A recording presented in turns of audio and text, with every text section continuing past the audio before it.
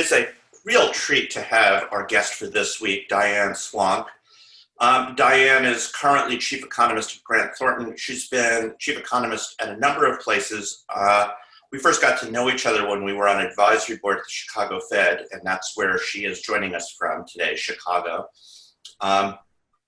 And the thing about Diane is, while many of us are really good at our silos, Diane is one of the few people I know who can put all the pieces together to come up with a coherent narrative about what's going on in the economy, thinking about the individual pieces.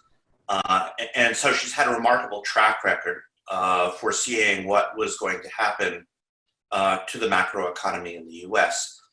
So Diane, it's great to have you with us. Thanks for being here.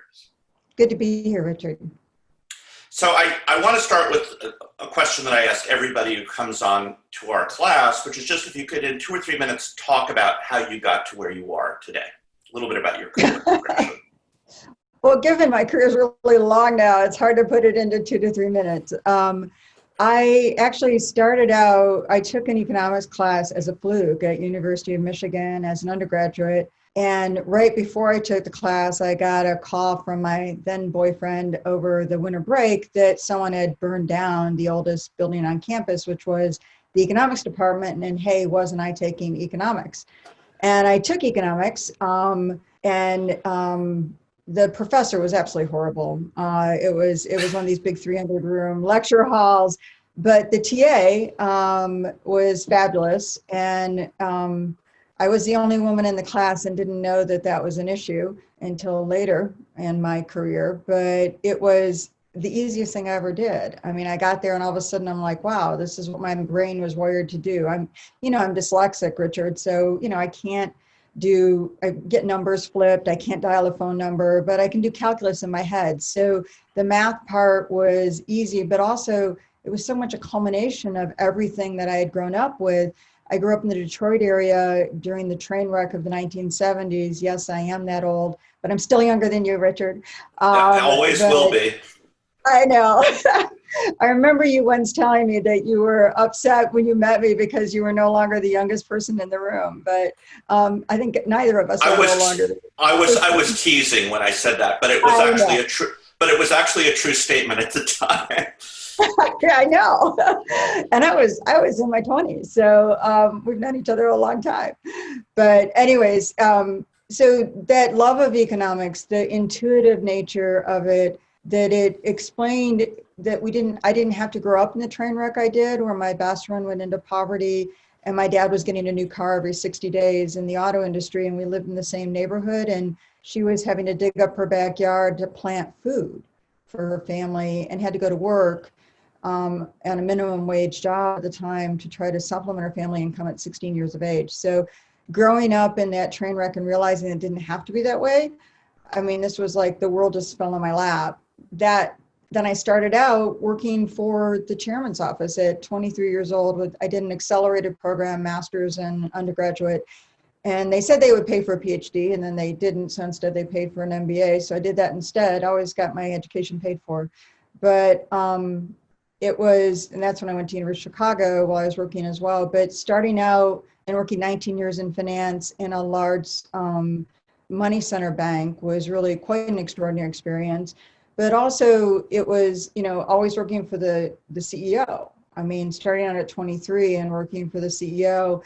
And, what set my career was one of the easiest forecasts I've ever made. And that was, at the time, I had a specialty in the auto industry because they said you're from Michigan. And of course, my father worked in the auto industry, and I've been walking production plants since I was a toddler. So I had an intimate knowledge that I didn't realize I had.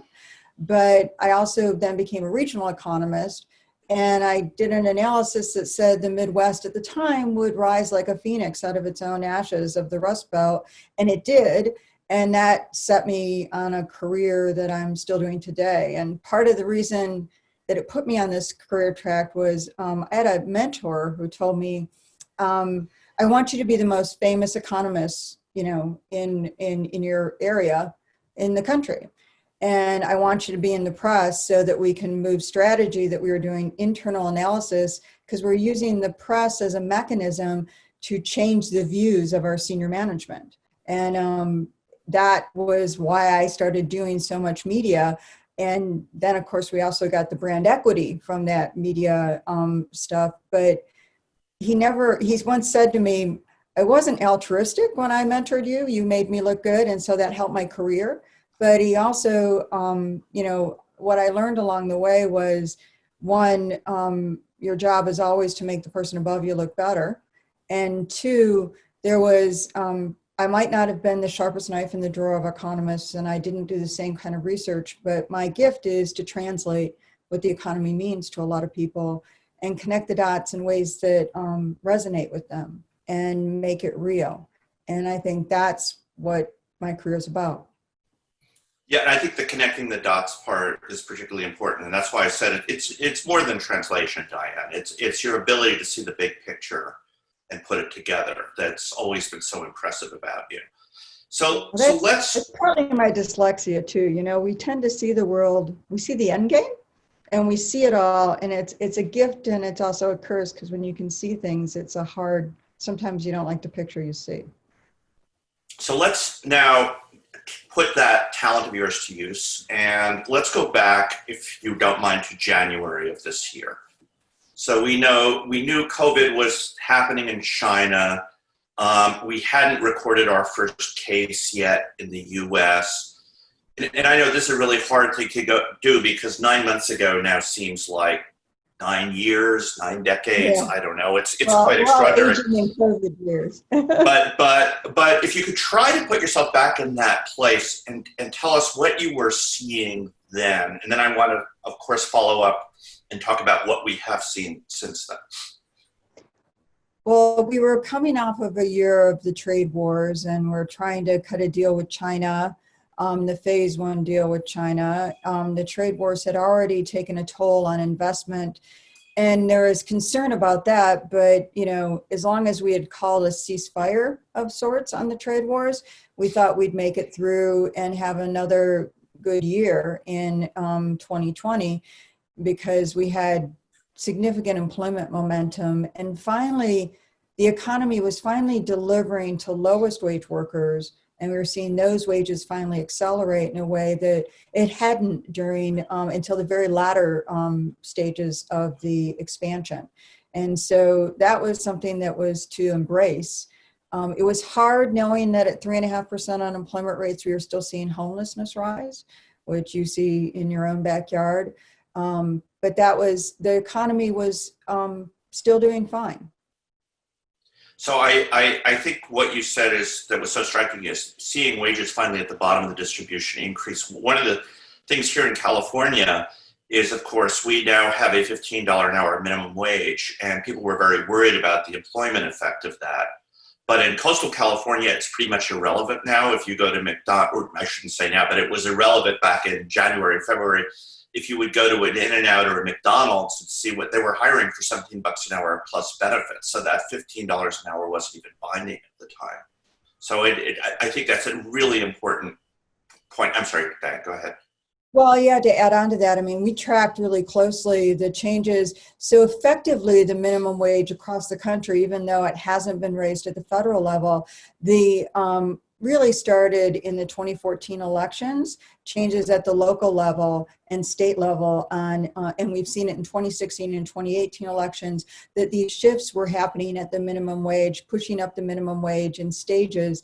And in fact, the research on it has showed it had very little impact to no impact on employment at the time, because labor markets were tightening and it was raising wages into a tightening labor market. Also, I think it really made a difference that many of those minimum wage hikes that were occurring based on local costs rather than just one minimum wage across the country. Because of course, $15 an hour means something different in, in some place like Kentucky or Mississippi, to be very pointed, than it does in New York or Los Angeles.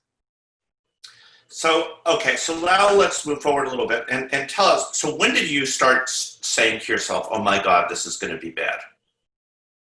Well, can you think of a moment? Yeah, there's one, when they started to close down Wuhan,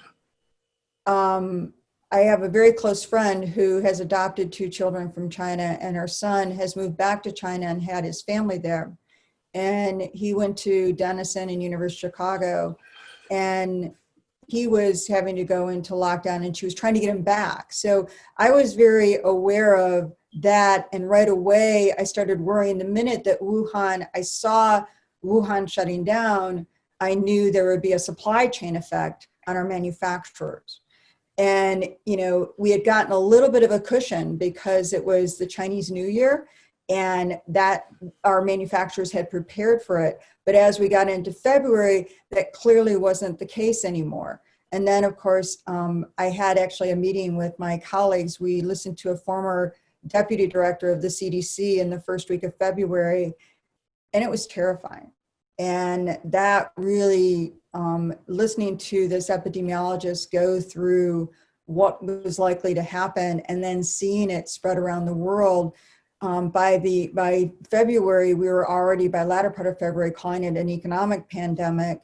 And I was really stunned by, people I know very well. I advise the Federal Reserve, and how much they were discounting it right through the latter part of February, even as we were seeing, Silicon Valley started out being the first ones to cancel in-person meetings. And, you could go into a restaurant, no one was there. I mean, you could feel it. And that even in the latter part of February, but that moment of watching it and then talking to a friend that was trying to get her son out of China with his family, thinking he would be safer here. And that he lives in Shanghai, not Wuhan, but they also went into lockdown, and he was in lockdown with his two small children, very small children, one a newborn, a friend that got trapped with him, and his peasant in-laws that are from farm area, all in a very small space for a very long period of time. And she was worried about him. Now he has more freedoms to move around, not other freedoms, but he's living a very different kind of life than we are. And so, all that anxiety that I went through with her on the phone, and thinking about immediately, what did that mean to our production supply chain, and how would that affect us? Because as much as people talk about reshoring and bringing manufacturing back, all the tariffs that we saw with China, one, they were borne by consumers and by the producers in the US. We paid the price, not China. And it didn't change the manufacturing equation. It was very hard for companies to decouple from China. And in fact, they stayed. And so that was going to be a direct effect, we knew, on our own backyard economy. And for me, thinking about, we deal with a lot of middle market manufacturers, that was going to be a big issue for our firm as well. So there's so much there to talk about. So let me try to keep track of a number of things you said. Let's start with the fact that I think we should underline a really important point. It's before governments were shutting us down, we were shutting ourselves down. So, yeah. And I want to jump on that, because that's the least understood and most important point. And I know you understand it, Richard, but the course of the virus determines the course of the economy, full stop. This is not something you can decouple and say, we'll not have lockdowns. Austin Goolsbee, who I know you know, did a really good study. All the real-time studies on this have been amazing, but by county, looking at lockdowns and number of COVID cases and actual visits to establishments, and areas that did not enforce lockdowns and did not enact lockdowns had the same kind of loss in economic activity once you added in caseloads and hospitalizations. And those local county caseloads and hospitalizations got, particularly baby boomers, which are a third of consumer spending, they pulled back and they stopped showing up at restaurants. They stopped showing up at places that had public venues. They stopped showing up where you would exactly expect them to, for fear of contagion. And we know from Ebola and SARS and MERS that the behavioral effects are the largest ones. And, I go back to that period where I was seeing an economic pandemic before it was a full global pandemic. But what's really important is between February 16th and March 14th, March 19th is when the state of California went into their shutdown. Before that occurred, before one state went into full lockdown, we lost 1.4 million jobs in the latter part of February and the early part of March because of behavior, firm, institution, canceling of conferences, stop going to restaurants, stop going to doctors, stop going to dentists. And the loss in health, it was a tremendous loss. And the loss in healthcare, which was once considered a recession-proof part of the economy, was extraordinary because people were afraid to go to the doctor. So along those lines, as you know, my wife's a physician, and one of the things she's finding now is her patients are very, very sick. And it's not because of COVID, it's because they didn't come in when they really should have come in earlier. And they've waited to the point where it's harder to do something than it would have been earlier on. So yeah, the impact of this in so many dimensions is so extraordinary. I do, and the other thing is I want to just tell the class about one of my favorite, of many favorite data sources is open table reservations. You can look at how well the restaurant business is doing. And again, not all reservations get made through open table, but it's probably not a bad representation of what's going on in the business. And you can see how far we are behind. Not as bad as things were a couple of months ago, because restaurants have done a pretty good job of adjusting by doing outdoor dining and so on, but still nowhere near back to where we were before. I want to come back to your point about the supply chain. So as I said, the statement before the last one, you had like 4 things I want to pursue. So let's talk about the supply chain a little bit. And, you know, one of the problems with efficiency is it creates fragility. So I don't know if you know Thornton Slock, but he was at Deutsche Bank for a number of years. He's just moved on. And he had one of my favorite statistics, which is the share of American manufactured products that have a Chinese part in them, one or more Chinese parts in them. And it's something like 60%. So now, in some cases, it's one part. So if you look from a value-added standpoint, you kind of look at the Chinese inputs, and from a value-added standpoint, you can go kind of, we can deal with that. But of course, if that one part is missing from the manufacturing process, you have to shut down your factory. You need to find another source of that part, which reflects both reliance on China, but also just the leanness of the supply chain, which is something that people were trying to get to. That was the goal of management, right? Just-in-time inventory, et cetera. Do you see a transition now where our managers thinking more about long-run as opposed to short-run costs build a little bit of redundancy into the supply chain? So if one part of it goes down, there is in fact another place that they can go. Or do you think we're going to go back to the way we were, you know, let's say 3 years post-COVID, something like that, and we're going to have these lean production processes that are very fragile to these sorts of events? Well, this isn't the first time. Climate change is a big issue for supply chains as well. And you think of the tsunami that hit Japan many years ago, and earthquakes that they've had there. There was one key part that literally almost shut down all of the auto industry because it came out of Japan, and it was an electronic part. And you know, these are things that have been with us for a while. It's interesting for me. I smile because, you know, my background is in the auto industry. My dad worked in the auto industry, and my dad he actually dealt with inventories, and he was in charge of having 90-day inventories in the 1970s to just-in-time inventories. And one of the interesting, there's 2 stories that were very telling to me, yet we didn't stop the trend. So that's also telling. In the 1980s, my father, they wanted to shut down his fax machine, and he was an international supply chain manager, and they wanted to shut down his fax machine because they didn't understand, it was expensive. And he's like, accountants were running GM at the time, and that's when Roger Smith was at That explains a lot about GM's evolution, doesn't it? I mean, and here he had, you know, suppliers all over the world, but one of the places they had a supplier was South Korea, and that's when South Korea was just beginning its sort of industrial revolution and becoming a major manufacturing player on the national front in the 1980s. And at one point in time, the South Korean workers went on strike and shut down the plant, and there wasn't one windshield, what was called the Le Mans, a vehicle in the United States to go into the car. Not one in the country. And so my dad had to hire a group of people to go rob the factory in the middle of the night, and then a 747 to fly a bunch of windshields to the United States so they could be put into cars. And he said it kind of undermines your costs of just-in-time inventories when you're doing that. Another thing that happened was, my dad had worked to get down to inventories that were just in time, like within hours, right? And kind of ironic, the Lordstown, Ohio plant in the 1990s, today it's been shut down. The Lordstown, Ohio GM plant was a key plant.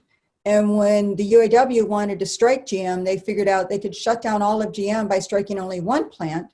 And then GM would have to pay all their other workers. And that was the Lordstown plant. And within a few hours, all of GM was shut down. So the fragility was both internal and external on just-in-time inventories. That said, it's costly to have a cushion. And so what many companies are talking about is regionalization, not reshoring per se, but, playing off of the USMCA now instead of NAFTA and using Mexico as a platform. Frankly, a lot of stuff that was to try to avoid tariffs was shipped through Mexico into the US. That's another thing that occurred as we saw the tariffs go on with China. But I think there's an important moral of the story. As much as you try to do that, it doesn't really matter, even if you did store inventories or not. It didn't matter if you were producing in one state versus another state in the United States, you still got shut down. You still had a supply chain problem. So if your supplier in, California shut down and you were producing in Iowa, you couldn't do anything.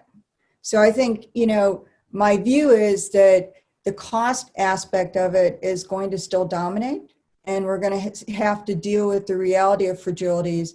What we spend a lot of time on with our clients is logistics. And as they do this, what are the alternatives? So instead of, not just another supplier, but how do you get it out another way as well? So it's not clear to me that we're going to see a lot more inventories being held at the end of the day. Yeah. So again, is that you don't see a large behavioral change as a result of what I see a lot more. Yeah, I see a lot larger changes in the broader economy that are both scarring and could be very, very detrimental to our ability and trajectory on growth and composition of growth going forward. That's where I think the biggest effects of COVID will be. We're seeing a COVID recession that risks metastasizing into a regular recession that's longer lasting. And so you've segued into my next question to you, which is, okay, what do you see as and then I want to talk to you about policy, but what do you see are the long-term impacts of this? What will we not go back to? Well, a lot depends on us. I mean, right now, what we're risking by not having more aid from Congress, the Fed can only lend, it cannot spend. This is something Jay Powell has spent days in Congress sort of pleading to get more aid. The aid we had was extraordinary in March of this year as the crisis unfolded, but now they think they're done. And the reality is that we're seeing a real loss of momentum. You talked about open table. We've looked at all of those kind of high frequency data, job postings, all of those kinds of things. After a sharp bounce back, we lost momentum in late June and early July as COVID cases surged in the Sun Belt. But then we've also seen now a resurgence of cases again, and we're not seeing a pickup in momentum. And the number, Yelp has the number of small businesses that are permanently closed now. That's accelerating. So the things I worry about is that we're going to have a more consolidated economy with a smaller base to rebuild from that is more concentrated in large firms. That means less innovation, less shared technology, less shared patents and things like that spread to the overall economy more to just boost internal operations rather than the overall economy. Less job generating ability going forward. That's one of the biggest issues on the supply side that I worry about, that you're getting a supply shock, that firms, through no fault of their own, to quote Jay Powell, or the chairman of the Fed, Jay is right, that through no fault of their own, all of a sudden had an 80-year trend towards discretionary services turned on its ear by COVID. So there's that aspect of it. Then there's the behavioral aspect of reaction, but also the scarring of the labor market. You've got, we'll probably gain about 1 million or less jobs in September. That seems like a lot, but when you're 11.6 million in the hole, 25% more than the Great Recession, whites are getting hired back at twice the pace of blacks. The unemployment rate for 25 and over college grads is higher than it was, 0.5% higher than it was during the Great Recession. There is a bubble we get in from work from home where we don't see the visceral damage we're doing. You think about millennials were hit by the Great Recession and now they're hit again. You think about Gen Z being hit as they graduate and it could compromise their earnings. We're talking about women being disproportionately hit when they have children and can't afford childcare and can't work from home. Those issues, not able to feed their family, food insecurity rising, young children losing as much of a year of in-person schooling. These are all really scarring effects that can have generational issues and exacerbate. COVID revealed and magnified inequalities in an extraordinary way. And to not acknowledge that and also not learn from the mistakes we made in the wake of the 2008-2009 crisis by not doing enough aid and stimulus and by cutting it off too soon. We're making that same mistake now, and it's really important. I often refer to COVID as the iceberg, and if we don't want to be the Titanic, we need to get lifeboats in the water with supplies to traverse COVID-tainted waters. And that message seems to have gotten lost in translation on Capitol Hill. Yeah, well, just to come to my silo for a moment, we did three guys at UCLA and I did a study over the summer where we surveyed how people were paying their rent. And what we found, and this was in Los Angeles County, we surveyed 1,000 people. And the first thing we found is everyone who either hadn't lost their job or didn't have COVID was paid their rent at the same rate that they were before. This despite the fact that we had an eviction moratorium and there was this worry about moral hazard. And we saw no evidence that people who didn't face a shock ceased to pay their rent. But the other thing that was striking is among those unemployed, those who actually had collected their unemployment were 60% less likely to miss a rent payment than those that had not yet had an unemployment. So the impact is not just on the recipients of the aid. Of course, that's the most important impact. But you think about those landlords, right? They have mortgages to pay. And so if they can't collect rent, then they can't pay their mortgage. And there's been some forbearance done on the multifamily side, but not a whole lot. And so it works through this chain that ultimately affects everybody. And that's just one segment of the economy. And so I share your frustration that we haven't gotten money out to people. Well, and I mean, you're the real estate expert, and what strikes me is how the housing market sort of embodies the good, the bad, and the ugly of where we're at, because you've got home sales and new home building surging right now. And at the highest level since 2006, which, as you know, was not the peak of the bubble, but still highest in 14 years. We've waited for a long time to unleash this demand. A lot of it's second homes, too. There are people who are remodeling, repairing, upgrading, and buying second homes, and people who are first-time buyers that can get out of urban areas are actually moving out of urban areas for the moment. They were going to move anyway, so I think, we'll see what happens to urban cores, although I am concerned about some of the urban cores. But I think, you see that going on, and everyone says, oh, everything's great. When at the same time, the issues you're talking about, the ability to pay rent, the impact on landlords, and so many of those landlords, as you know, are the smaller landlords that, those can fall through the cracks so quickly. And a lot of them it falls disproportionately again on former immigrants and minority communities. Well, Latino and Black landlords are having worse collections than white landlords are. And so, this is so you see that inequality issue again, how you're sort of, in the housing market, which is being hailed as the silver lining in what is otherwise a clouded outlook, clouded in uncertainty at the very least. If we could, I mean, think of what we could do in terms of reopening the economy. If we had rapid testing, if we had, coordinated, isolation and tracking efforts to be able to contain outbreaks. Asia has done this, even in Vietnam, quite more effectively than we have, wearing masks. It's not hard to do, but to reopen the economy, we need to manage the virus, and putting money, federal money behind that is important. It's also important, another issue of the aid that, including covering landlords being able to pay the rents, having these people being able to pay the rents to their landlords, is the issue of state and local governments. I mean, every state in the country has been hit by shortfall in retail sales taxes, shortfall in income taxes, and all of the, cursory taxes they get from travel and tourism. It's gone.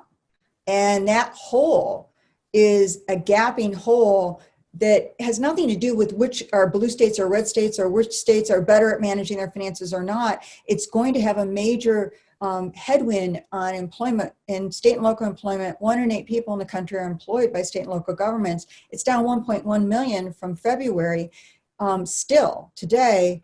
And on top of it, we're talking about compounding those headwinds by not doing transfers to the states. That was a major problem of the Great Recession's subpar employment recovery. Part of it was housing couldn't come back after a housing bust in the subprime crisis, but a large part of it was the shortfall in tax revenues, at real estate tax revenues, that we saw at the state and local level, and the inability, cuts in education in particular, the inability to move forward in employment in a way we usually did, and we got set back again. A lagged headwind hit us in the expansion of the out of the recession of 2008, 2009. That's a lesson. That's another lesson that we can take, and we can say, that was wrong. Let's not repeat it again. And that's exactly what we're doing right now. Okay, our friend Claudia Sam talks about this being a K-shaped recovery, which I think is a really good metaphor, which is, again, explains why the housing market is doing well, but if you're a renter, you're in pretty bad shape, among other things. You made a comment that I want to follow up on, because it was, again, so intriguing about basically this creating a more concentrated economy as well, which means it'll be less dynamic, less competitive. And I think about this when I see the stock market. So the S&P 500 is worth about $27 trillion, and people are making a big deal out of, stock prices, and they've been coming down some in the last week. But of that 27 trillion, 7 trillion of it is Apple, Amazon, Microsoft, and Google. So the breadth of it doesn't reflect a breadth of health. It reflects that a fairly small group of companies that are specializing in things that people are really using right now. As I talked to you over my Apple machine with, I'm trying to think. Mine too, yes. Right, and I'm sure I've used Google about 53 times today, and you get the idea. And I hadn't thought before, though, about, we do think about Google being as big as it is a problem. And it is, but it is also a dilemma, because the reason Google is so good, and if you go to China where Google isn't and you have to use like Bing, you think, God, this really sucks, because it does compared to Google. The reason Google's so good is because they have our browsing habits for a zillion people. So it's that sort of an enormous position they have that makes the product good, but that almost certainly leads to other kinds of bad outcomes. And so how we deal with both, how we keep the benefits of a Google without compromising the dynamism of the economy, I think that's a big time dilemma going forward. It's a huge dilemma. It came up in the Jackson Hole, Wyoming Federal Reserve meetings this year too. And the consolidation, first of all, the dissonance between Wall Street and Main Street, it was almost at times as if Wall Street was whistling by the COVID graveyard, literally in New York. It was stunning to see the dissonance. And, first of all, you touched on the key issue of why that dissonance is there. First of all, the stock market indices, broad industries, are less reflective of the overall economy today than ever. The S&P 500 only covers about 20% employment in the U.S. economy, and it's long tech. The U.S. economy is not long tech. The markets are long tech. And so those few companies that have seen a lot of consolidation and gobbled up some competitors have actually, dominated the market. And that is part of the dissonance. The other part of the dissonance is much of the pain we're feeling is in small and middle market companies that are not listed on those indices, particularly small businesses where you see the pain that is not listed on those indices. And if you sort of decompact what's in the indices, the factors that aren't driving it certainly isn't, the airline producers or the airlines right now. The travel and leisure industry has been hard hit, and that's reflected in many of the stock prices, but also the Federal Reserve. The meltdown we saw in the stock market and in the credit market, most notably in March, was more rapid and worse than during the global financial crisis. I mean, I often say, like, working in a financial firm during the global financial crisis was like standing on fault line. Working this crisis was like standing on quicksand. I mean, the pace at which everything was deteriorating was just sort of unbelievable. And I also think that stock market volatility is what prompted Congress to come up with a bipartisan solution so quickly, which is sad because Wall Street is not Main Street. The stock market is not the economy, but it is a lead indicator of consolidation and what could be a much less dynamic economy. And what we're already seeing has been, for all the technological innovation we've had, which is amazing, we've seen very little productivity growth in the US economy. And it's not just a measurement problem. I was going to ask you about that. Yeah. Is it a measurement issue? Right. And, some, but it just can't explain the slowdown we've seen. And we know that companies that embrace technology actually add jobs. They don't lose jobs. It's other companies that then lose jobs that can't embrace the new technology. But it also is, technology is best used not to replace workers per se, but to bridge the skills gap. And that's often something that gets lost in translation because companies, too often I've seen companies embrace the technology before they know how to use it, and do it with this sole goal of reducing their workforce when they realize they need more support people to support the technology, or they don't know how to use it. I mean, it's really kind of ridiculous what happens. So those are really important things as well. And I think, when I think about this, one of the largest issues is what kind of economy will we have to return from on the other side of this? And you don't want to have the scarring on our complexion through the labor market. You don't want to lose so much dynamism that you not only affect the composition of what we're spending on, but you lower the trajectory of growth. That's what I'm worried about. It's not just regaining what we lost. We have to get back on a trajectory that wasn't terrific before this. Well, and this is particularly important in real estate because if you look at how real estate is valued, it's not just the current return, it's the growth of rent. And in the current environment where cap rates are 4 to 5%, a 1% reduction in growth, that doesn't mean negative growth. It just means a 1% reduction in growth means your values fall by like 20, 25%. And I think that flows through to any kind of company you're going to think about. So, Exactly. So Diane, we're coming up on 40 minutes, and I promise I'll get you out of here in 40 minutes, but I'd like to ask you 2 more questions if you have time to stay with us for a little bit longer. Okay. And I don't want to bore your audience. No. This is going by very quickly. The first is a more specific question, and the second, I'm going to finish with a broad question. But the specific, the financial sector in general.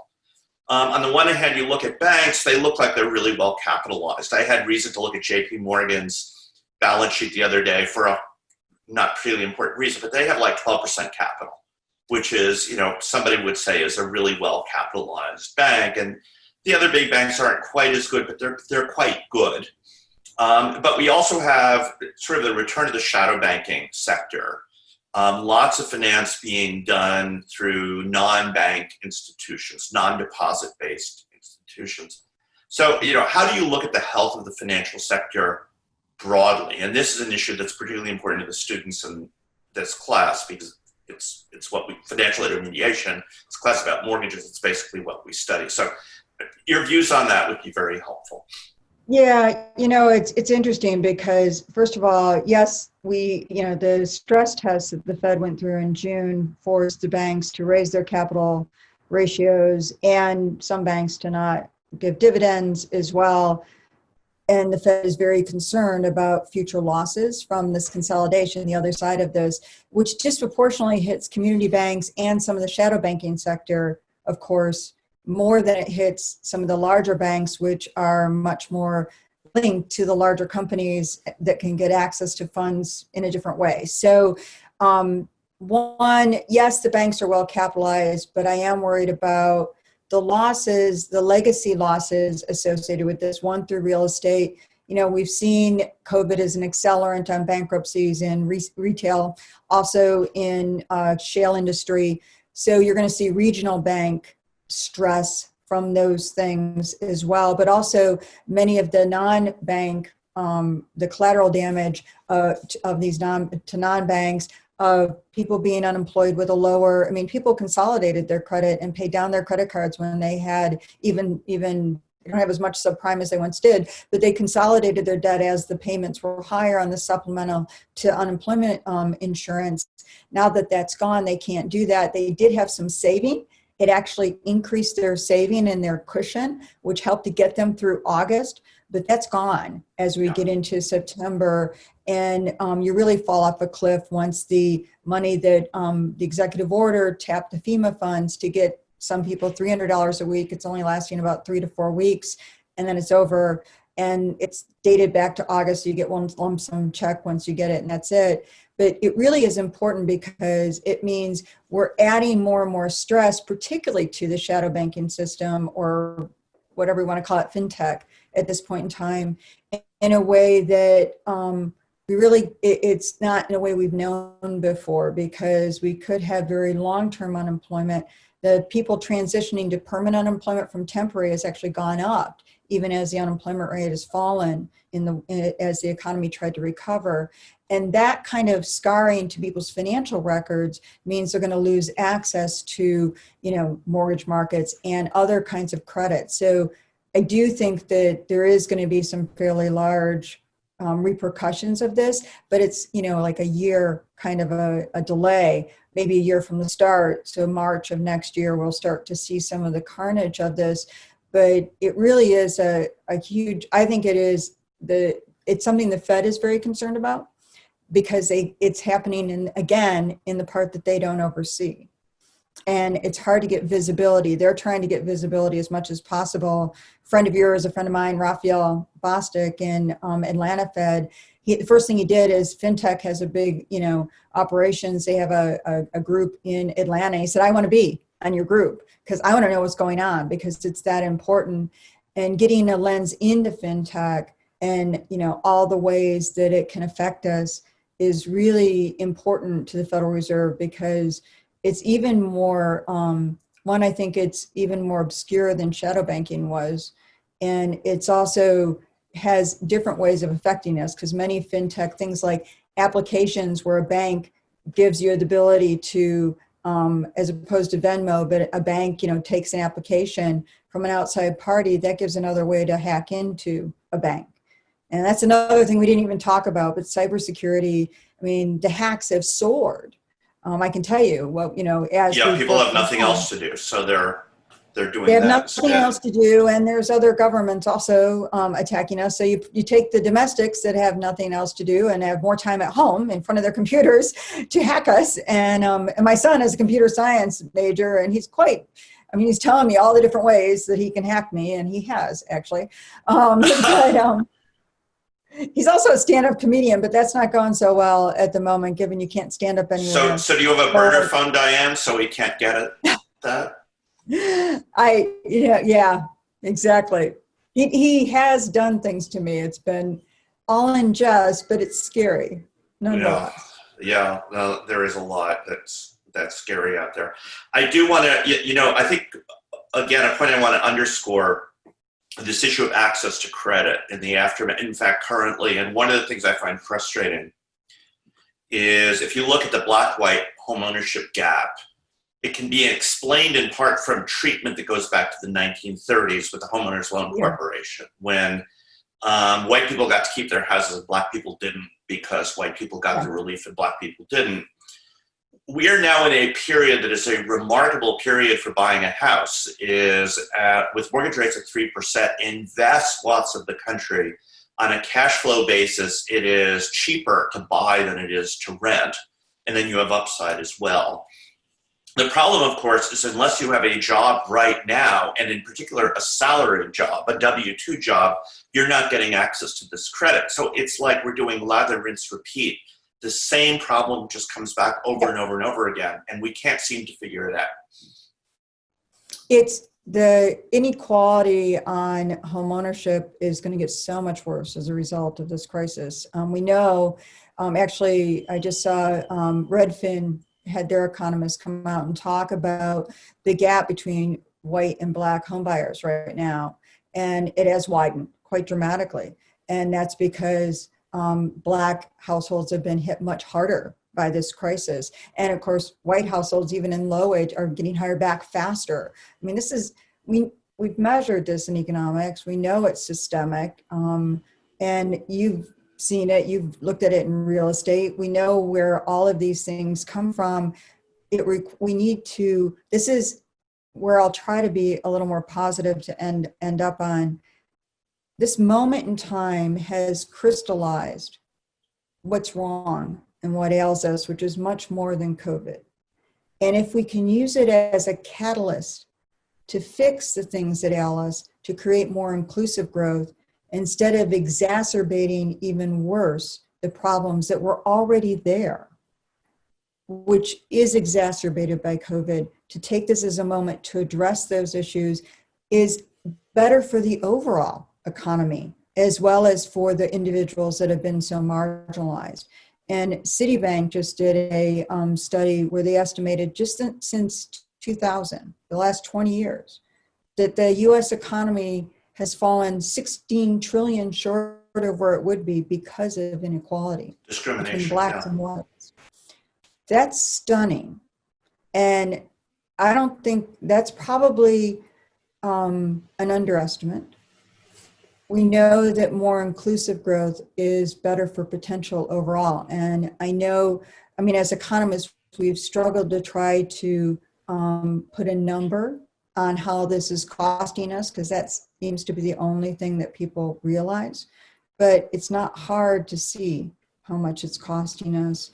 And that's where I have some hope that this is a catalyst for change. But that means it means this is my talk of get out the vote. We know that representation that's more representative, when it's occurred, there's been economic studies done, when it's occurred, it's shown that when people are elected that more reflect the overall population, you get more egalitarian kinds of laws. And then when there's a backlash to that and you throw those people out, you go back to where you were on the redlining and all the things that you know about, particularly in real estate and what's recently come out in housing appreciation, and in home appraisals, where if you have pictures of your black family on the walls, you get a lower appraisal. This is stunning stuff. So these are really, I hope this is a catalyst, and I hope we have people that vote people that resemble them more into office in this election. And that's, I guess, the best note to end on, given where we're at. Yeah, so on that sober yet somewhat hopeful note, thank you for taking some time with us today, Diane. Always great to have a conversation with you. You too, Richard. I always wind up smarter at the end of it, and I hope we can have you again sometime. Thanks.